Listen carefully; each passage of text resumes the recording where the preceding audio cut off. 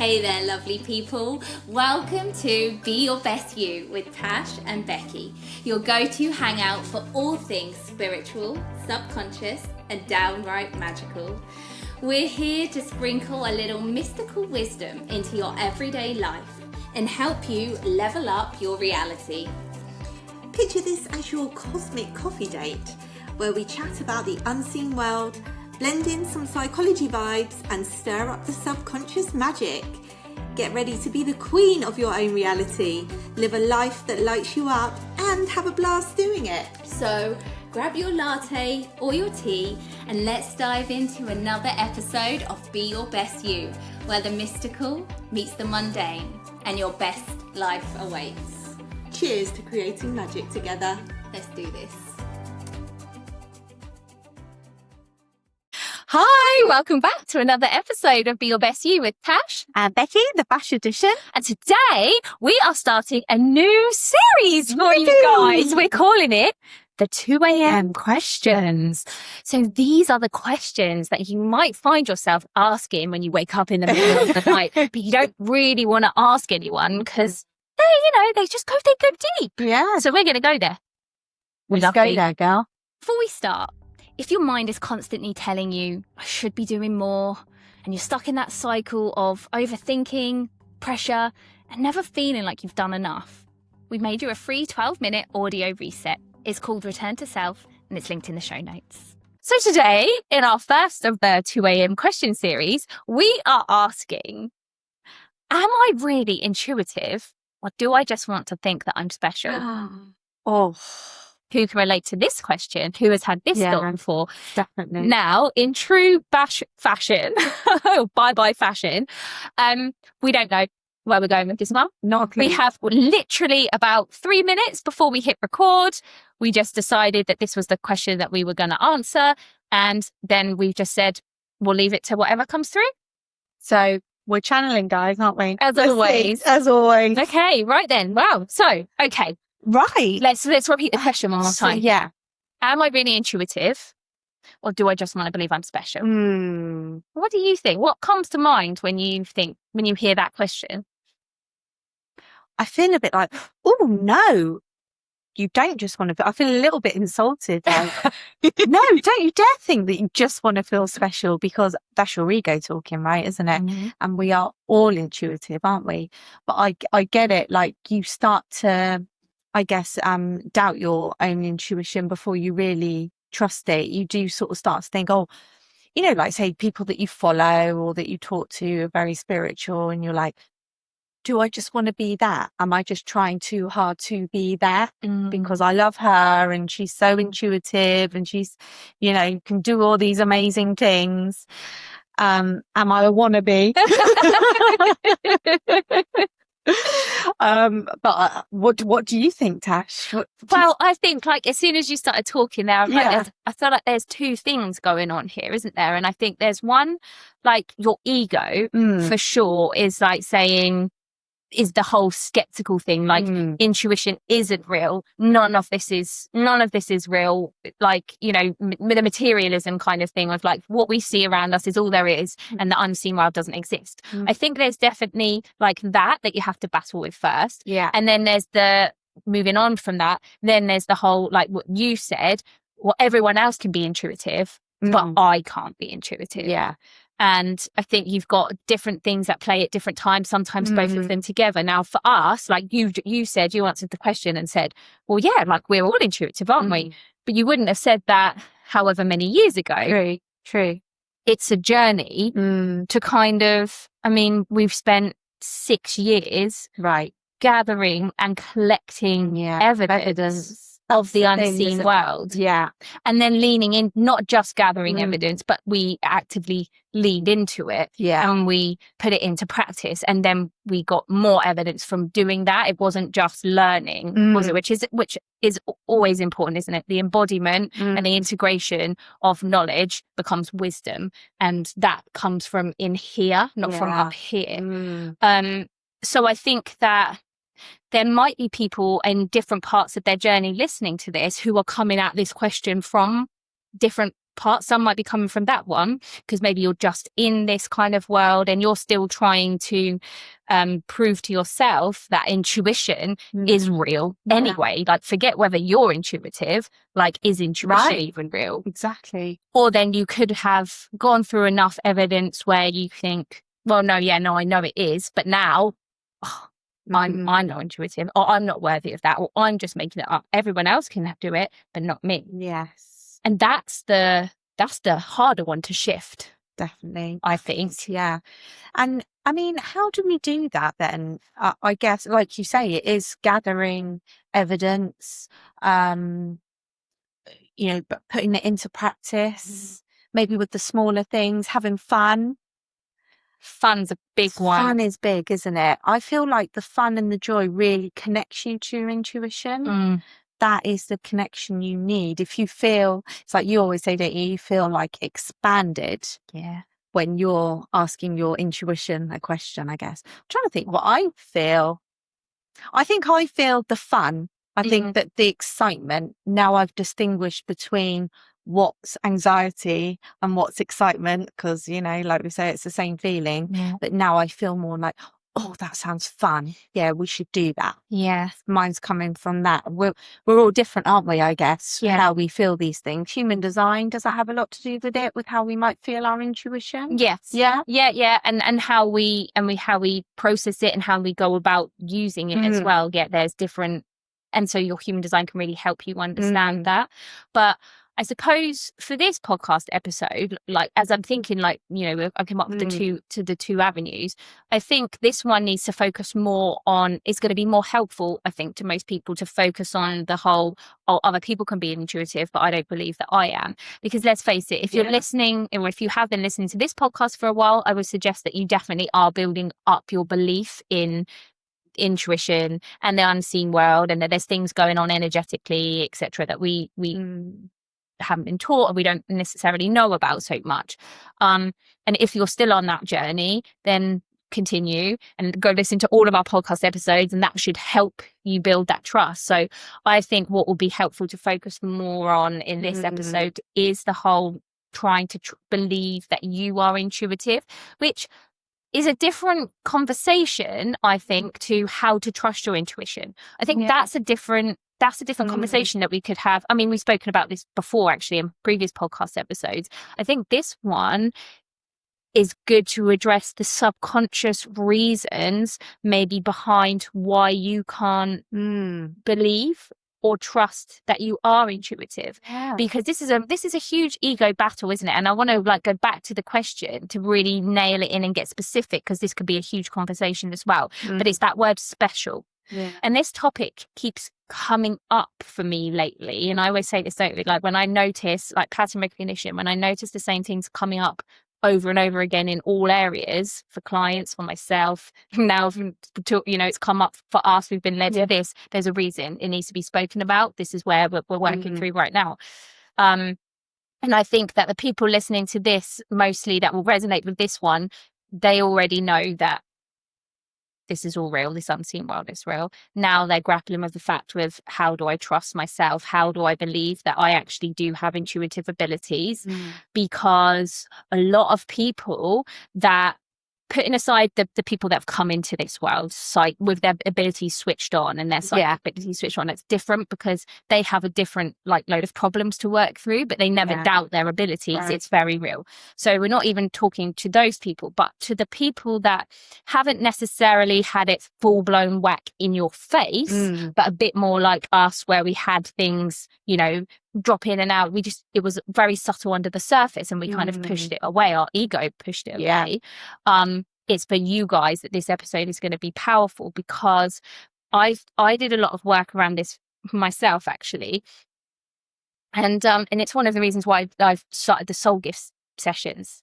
I wanted to do that for this very reason, because I feel like you who haven't been born with gifts fully switched on, you need to understand, and you need to get comfortable with saying that you're special. And I can already feel people going, oh, no. Yeah. In fact, I had this conversation with someone who I've just done the soul gift session for. She was like, she literally said, I don't want it in my hypnosis that I'm special. It's not like I feel like I'm special. And I was like, we are absolutely putting that in your hypnosis because you absolutely are special. And I want you to believe that. I want you to say that proudly. She was like, oh, okay. Wow. Yeah, because we're taught to not pick ourselves up like that. And how dare you think yourself special, which equals better? Because once you realize it doesn't mean you're better. No, this is what I really want to get across. So like I said, I had, from the time I was a child, I had this voice, whispering voice inside me that said, there's something about you. You're special. You're here for a reason. You're here to do something. There's something different about you. Now, the voice didn't actually say those words because the voice is more of a feeling. It's really hard to explain, but I think anybody who knows what I'm saying will understand exactly that. The people that I do a lot of my sessions for, they say the same thing. It's just this kind of like knowing, whispering kind of thing. But of course, when you're a child, right, these things go on. But even then, our ego's working at, like, we've been programmed, we've been conditioned. It's working at quieting it down. And I think that's your soul talking. Yeah, that's what I believe. Like, your intuition is the voice of your soul. And when you're a child, I think you are closer to it, but it doesn't mean that you pay any more attention to it than we do now as adults necessarily. But it was really confusing for me because I had this knowing, I had this feeling like, I'm here for something. I'm here for a reason. There's something different about me. I'm special. But in the external world, really, I was anything but. I was a tubby little kid. I had no friends. I was quiet. I was shy. I was sensitive. I was just like, I was not special on the outside. The one thing I had going for me, that sounds like I'm like, I don't mean that, but I'm really talking like in real basics, like crude language. I was academic. Yeah. So I was clever. And then that brings on a whole other host of problems, right? Because now I identify myself as a clever person and I have to achieve more. That's how I get my worthiness, right? Separate conversation. But the reason I'm saying this was because it was such a contradiction for me. Yeah. I was not special. I was not popular. I struggled with social, I struggled with the world, like the feelings that I felt deeply, being sensitive. And yet I still had this knowing that despite this little tubby kid with no friends, I am most special. And I was really torn. Yeah. And it didn't make sense, but yet I didn't let it go. But what did happen, and again, I'm telling this for a reason because I want people to understand the subconscious. I now understand the subconscious, patterns that were running under the show that inevitably carried on until I was an adult running, and it's hindering me now, and I'm actively trying to unprogram it, right? So this word special, we are already programmed to don't stand out. Yeah. Who does she think she is? Right. Like, oh, look at her. Now, again, I'm a Leo. I've always been an actress. I've always loved to be like performing. Not necessarily, it's not that I wanted to be center of attention, but I liked being in the limelight. I liked performing despite how painfully shy I was. Yeah. And that's a contradiction. Isn't it? Right? Yeah. But again, with that, you would get the comments like, oh God, look at Tasha. She's harmless comments. Yeah. But look at Tasha. There she is performing again. Yeah. Like there she is showing off again. And, and you're like, oh, yeah. That word showing off again. Showing off. Yeah. Tone it down. And then you hear all the other stuff. Like you would grow up in school and like, who does she think she is? Right. Any kind of confidence, any kind of standing out, you get knocked for it, particularly in school. Then you add in family dynamics. There was a lot that went on for me in my family dynamics where I truly felt like I had to dim myself and make myself smaller to make other people feel comfortable. Yeah. This is one that I really like. This will be prevalent for you listening. I can guarantee you, all of you who are resonating with this will have issues with dimming your light. So a lot of the work that I do is encouraging the women that I come to work with to shine, to be okay, to be their full true selves, because so much programming in our childhood teaches us to keep ourselves small. Now, there could be loads of different reasons for that. And, but they all lead to the same thing. We don't want to be too much. We don't want to be our full true selves because we fear that we are gonna lose something, basically lose love, lose like family, lose friends, lose our safety because of rejection. There's all kinds of, there's, you know, being abandoned, you know, it's like really tied to primal, like animalistic fears. And so, you know, going back to my story, for me, everything, despite that knowing, that voice that said you're here for something great, to do great things, well, clearly to do that, you need to go out and express yourself, and you need to be seen, and you need to be, but my whole programming told me to do the opposite. So confusing. It's really, really confusing. As a child. Yeah. But also what you're doing to take it back, to bring it back to the question, am I intuitive or do I just want to be special?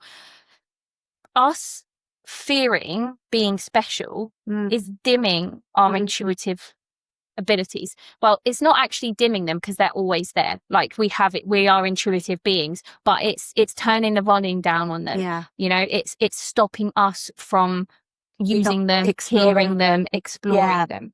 So that's why this question is really powerful, because this word special, we've got such a like about it, haven't we? But I've just given you some examples in my childhood of how that's become, how that can play out and how that can manifest. You know, fast forward to now when I'm an adult, and I've like had to do loads of work on saying it's okay to be special, like embrace the specialness, not because you're better than anyone else. And this is like a really, I want to give this reframe. And this is what I tell people, like when they come and sit and hear. When you're accepting you're special, it's not detracting from anybody else. No. Believing you're special is not going to make anyone else less special. It is just going to enhance your belief in yourself. Because we are all special. I believe we are all here for a purpose. Now, some people's purpose might be huge, might be like on the main stage, might involve millions and millions of people directly. But some people, you might never know about them or hear about them, but just them being themselves is having huge waves of consequences that ripple out and still do affect millions of people, but nobody will ever know. It's not being on this main stage.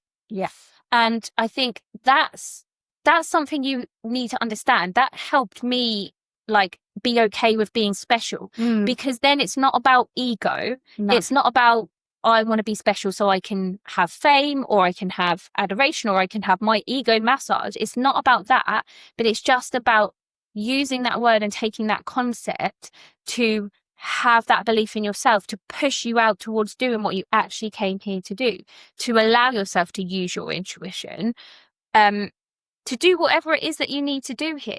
But if you have a problem with being special, you're never gonna believe your gifts. You're never gonna use them. And you have to, and the problem is as well, is when you're out of alignment, if you don't believe you're special and you actually are special, you came here for a reason, you're out of alignment, right? So life is going to feel uncomfortable. There's going to constantly feel like there's something missing. You're not going to feel fulfilled. It's just going to feel like, oh, what am I doing? And we don't even know what our gifts are, do we? No. Well, because we won't allow ourselves every time it's just amazing. This one belief, like I can't be intuitive because then I'll think I'm special, is like literally you could be having your intuition flying around all over the place. You could be getting intuitive nudges, knowings, things happening left, right and center. But if you've got that belief on as your lens of sunglasses, you're going to negate every single one of them. There will always be a reason as to why that's not real. Because I can't be because I'm special. It's a sneaky little belief running under the surface, but it will prevent you from using your intuition. And now, like, that was the question that we started with.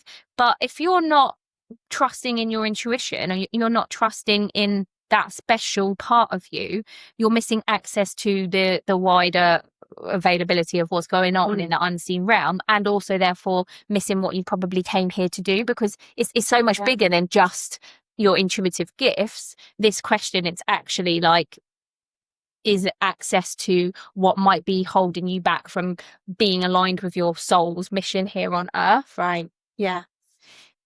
Like you say, it's that real wrestle between you and the ego. So that's great how you've like reframed that word special. I think that's really important, isn't it?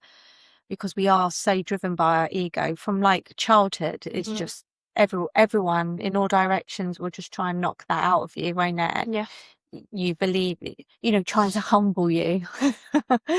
That's, people just don't like it when you're shining brightly, do they? No, because, and you know why they don't like it when you shine brightly? Because you are being a mirror to their shadow part, because they want to. That's what we all want to shine. We all want to be our true authentic self. So when you're out there being your true self, it grates people, because it's really just showing them she's got what I want, and I'm not doing that. And so they get angry, or they get jealous, or they try and bring you down a peg. But it's all coming from that place of they want what you have. Yeah. And actually, it's not always a bad thing though. So yes, it's going to trigger some people, but it's also going to inspire other people.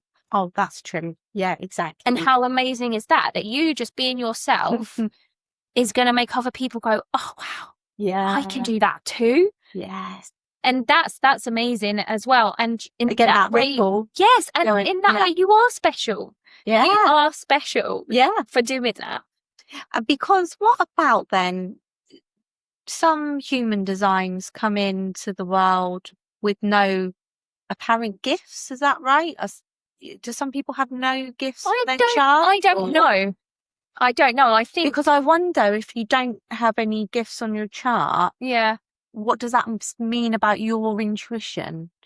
I don't think it's got anything to do with your intuition. So so the gifts in human design, they're not just all linked with your intuition. Okay. They're just what you are particularly good at, the way you see the world, and your special ability. So but everyone has their own built-in intuition, don't they? Yes, absolutely. Well, as far as I'm concerned, yes, I think we are all receivers of what's going on around us in the field. Like, we all have a brain, we all have receivers. Yeah. It's just some people are tuned in a little bit more than others. So some are getting a really clear radio signal and have that perfect sound. Others are getting static and interference. Yeah. And this is what I'm saying, like, your subconscious beliefs basically like move the dial without you knowing, and so they bring in static and they bring in interference.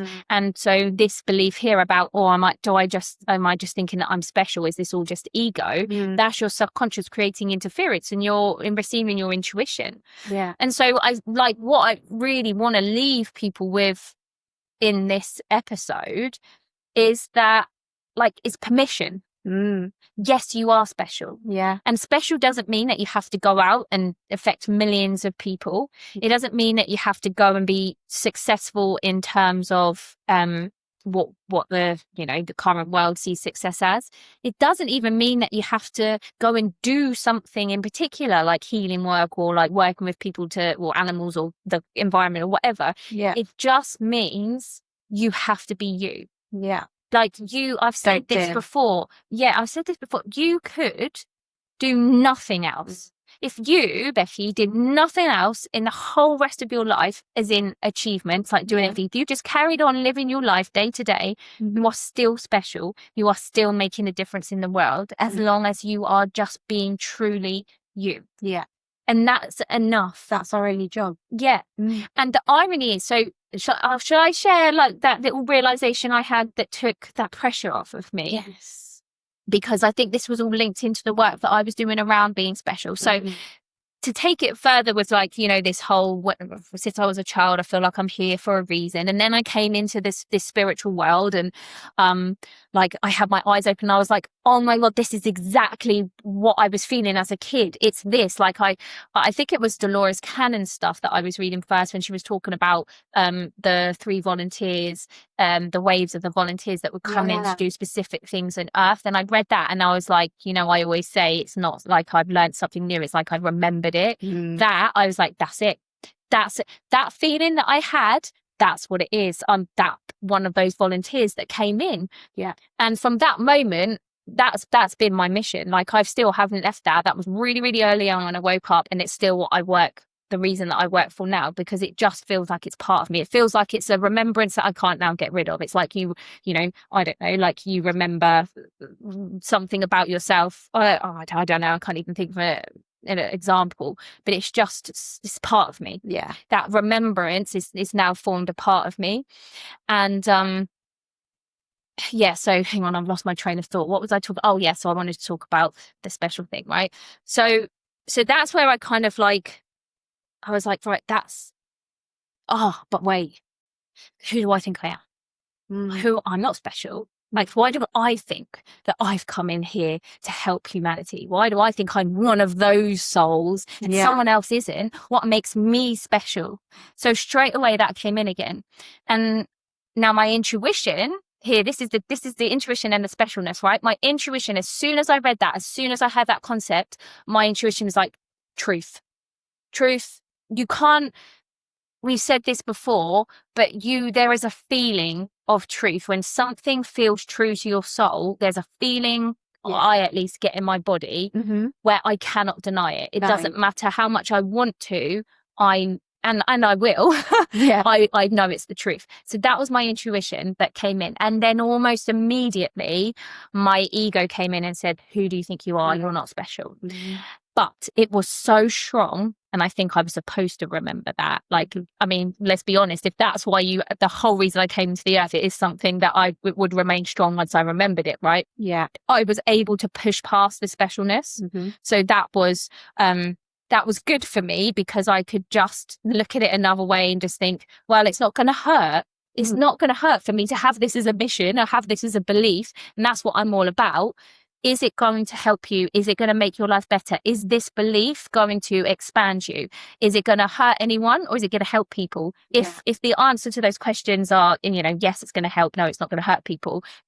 Run with it. No brainer. Run with it. You can't go wrong. Right. And that's where I've kind of lived my life, right? So I did. Thank God I did, because it's got me where I am now. Yeah. But what I realized recently is from that, suddenly I had put this weight of expectation, of responsibility from that voice that said you're here to do big things. I automatically equaled that to, so you got to help millions of people all around the world. Yeah. You need to reach millions of people with your work somehow and get it, like get that done. And then no wonder I've had to spend like years after that trying to work on like growing my business and my visibility stuff and money stuff, because every part of my subconscious was then like, that's way too much. Like, that's way too much. You cannot possibly do that.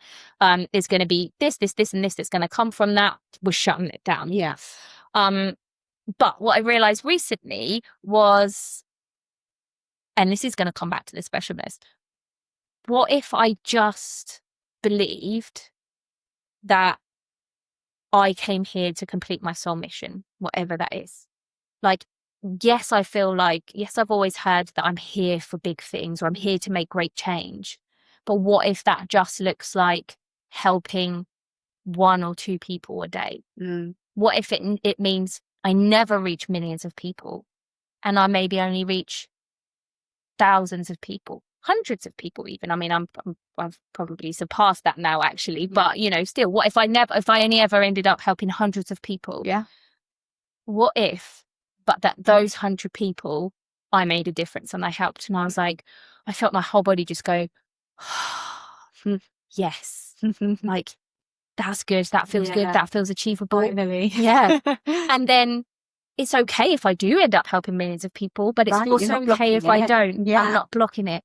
And I feel like that word special there. So the reason I'm saying this is because this word holds a lot of power and a lot of hidden meaning. And I'm telling you this because I'm trying to open up your mind to help, in the hope that maybe this will spark not necessarily the same things as I've said, but different things in you as to what you're making special mean. Yeah. So then special blocked me in that way. Like, first of all, you can't do that. You haven't got intuition. You're not special. Like, you're not here. And then I pushed that out the way, and then special came back in and then put this massive responsibility on me to say, right, now you've got to help the world and millions of people. And then that shut me down as well. So I'm like, I can't do that, because with responsibility comes, I lose my freedom. I can't hold it. I have to overgive. All my other subconscious blocks playing up, by the way. It's a tangled web. But that word special did like get me there as well. And then as soon as I like pushed that off, and I was like, no, special can mean I just get to do what I love to do and help whoever that is, and we'll see where it goes. That's enough. Yeah. Oh, game changer for me.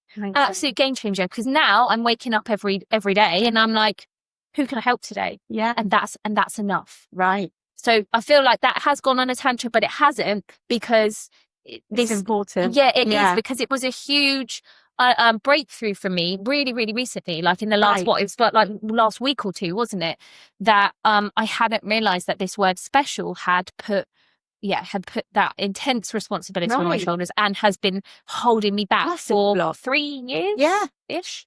And who knows, now you've cleared that, what else might come online for you? You know, what other gifts can come through now? Now you've come to terms with, you've got it right in your body. Well, and it's funny you say that, because actually, since I've had that realization, my intuition seems to have gone up a whole level.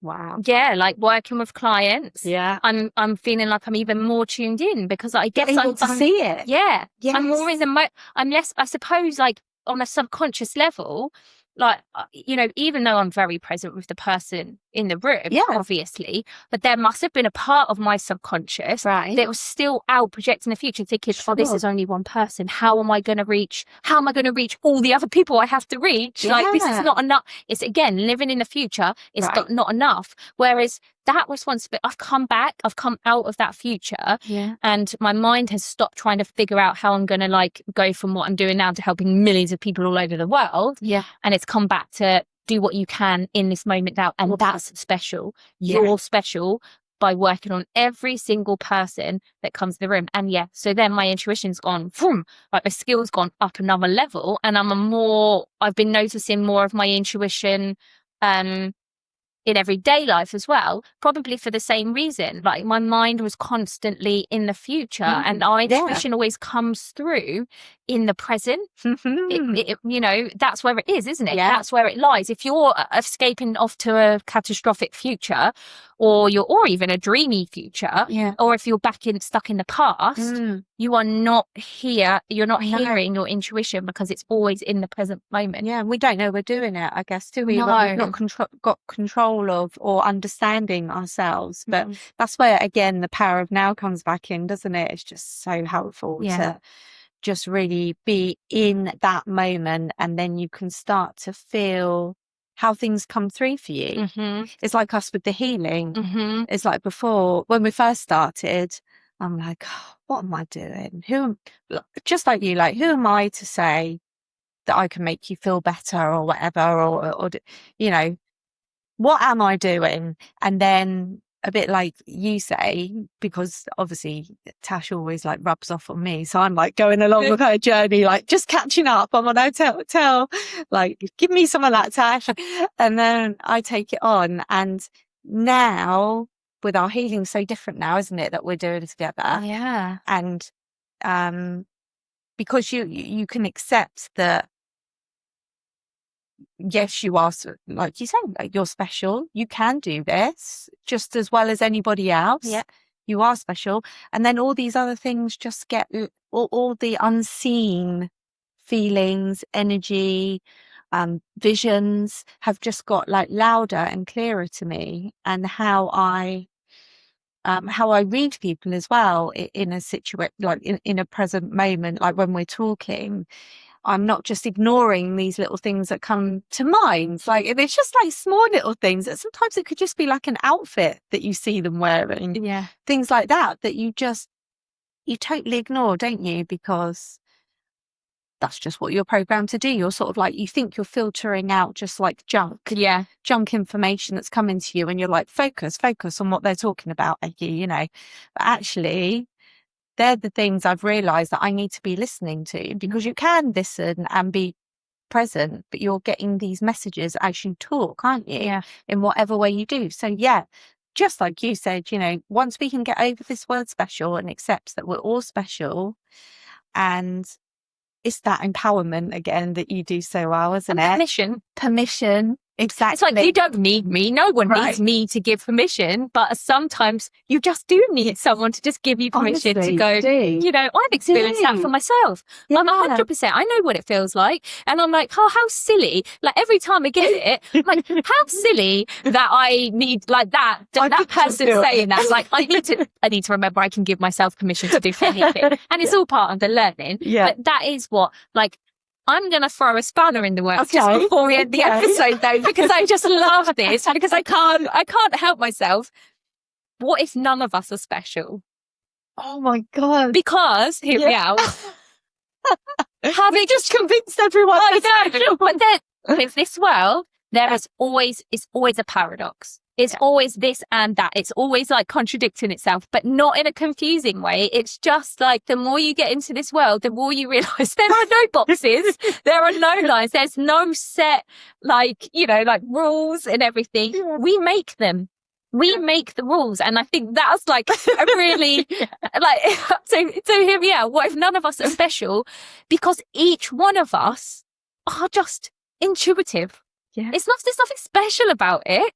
It's who we are. Right. It's us. So what if you just can be like, well, it's just how it is. It's who I am. It's not a question of whether I think I'm special or whether I have to battle my ego.